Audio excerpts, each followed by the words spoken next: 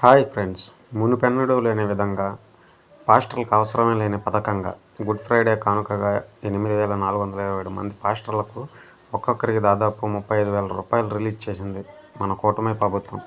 7 నెలల గౌరవ వేతనం అంట.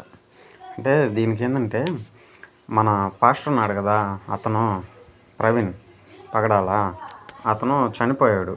ఆ కేసుని డివైడ్ చేయడానికి, అంటే పక్కదోవ పట్టించడానికి ఇది ఒక పథకం అన్నమాట. అంటే మీకు అర్థమయ్యే విధంగా చెప్తాను.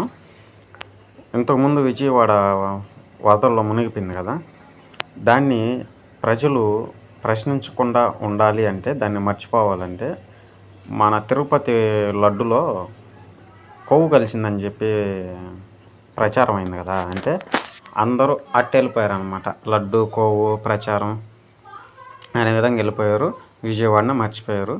అదే విధంగా ఈ పథకం పెట్టాడనమాట. అంటే ఆ మటర్ను మర్చిపోవటానికి.